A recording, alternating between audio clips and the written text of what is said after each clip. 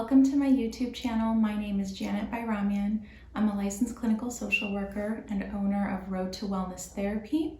I practice in the states of California and Florida virtually. And today I'm going to be talking about how we can work with and heal our inner child. So before I talk about that though, I want to thank you guys for joining me today. Please like and subscribe to my YouTube channel if you enjoy my videos. You're also welcome to comment below if there are any future topics that you would be interested in. I'd be happy to read them and see what I can do in terms of putting more content out there.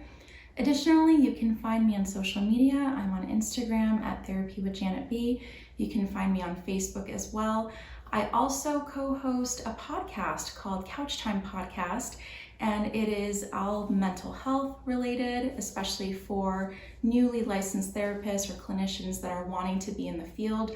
So feel free to find me on Apple, Spotify, and all that good stuff. So let's get talking today about how we can heal our inner child.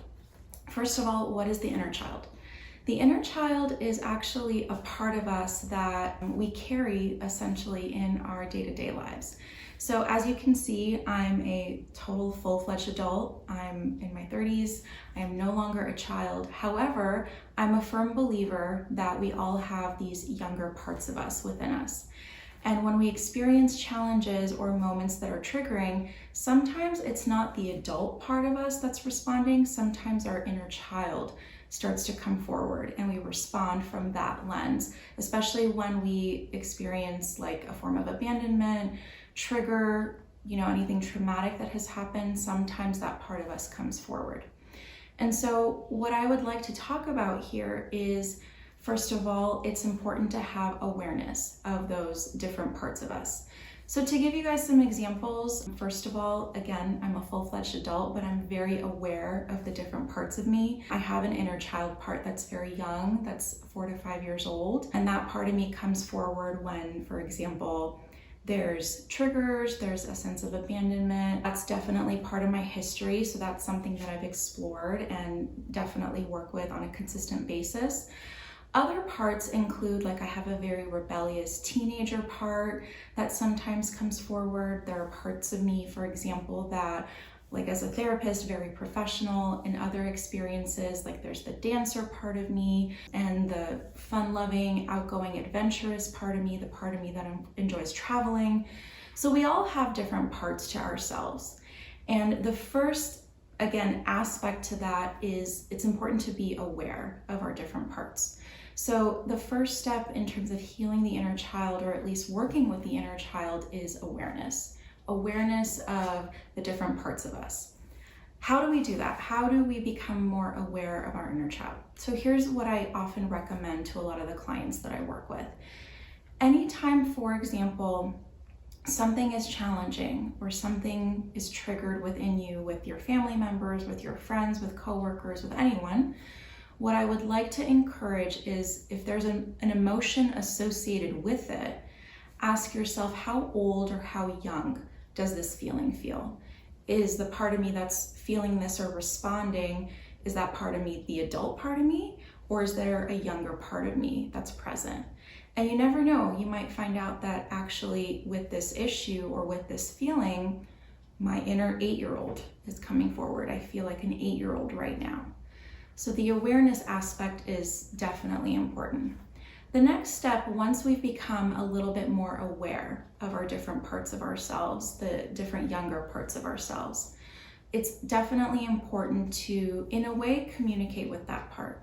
So let's say, for example, the 8-year-old part of you feels wounded. What I would recommend in that sense is the adult part of you, ask that younger part what it needs. So that can be, in many forms. That can be with journaling. You can journal from that space, from that state of mind, and notice what comes up. The other aspect that you can do is you can go into a closed eye process. So for example, I have my eyes open. I can close my eyes and connect with that younger part and just ask that part, what it's feeling, what it needs.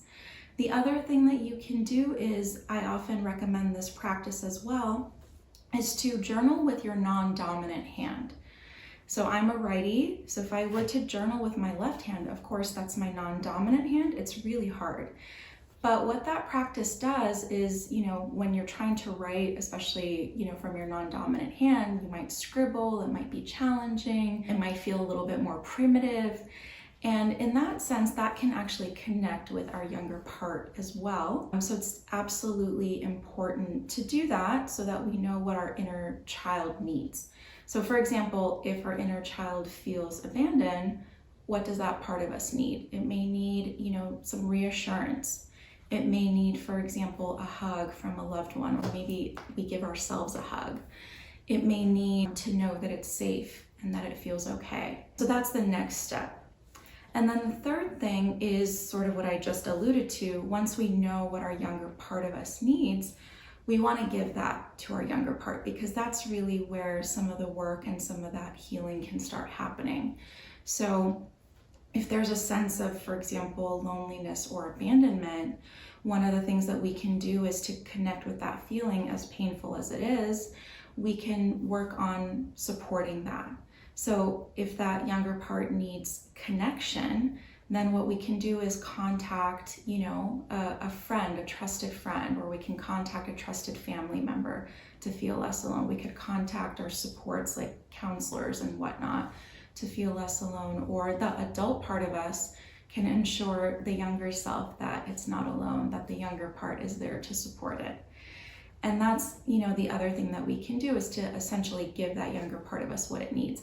I'm a big fan of, hugging ourselves. I think my younger part really enjoys healthy physical touch, so I like to imagine doing this all the time. My younger part, I'm talking about the 5-year-old, also really enjoys cartoons, so sometimes, I'll allow that part of me to watch cartoons and enjoy myself in that way. So having that bond, having that connection is really important. I do want to acknowledge that a lot of this sounds especially woo-woo, so I do want to acknowledge that.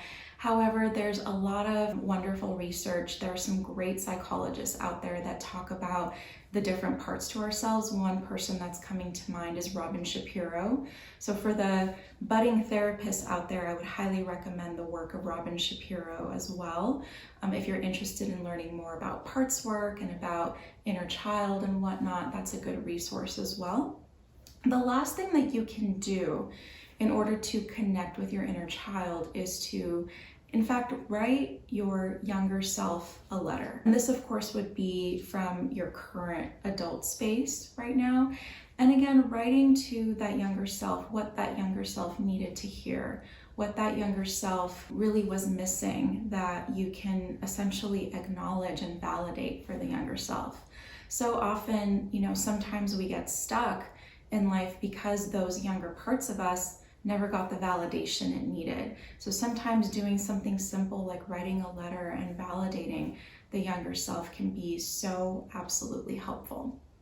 So these are some of the tips today for inner child connection, inner child healing. Thank you so much for joining me today. Again, if you like this video, please comment and share. Please comment on any future topics you would be interested. And I look forward to creating more videos for you guys. So thank you so much for being here today, and I'll see you next time.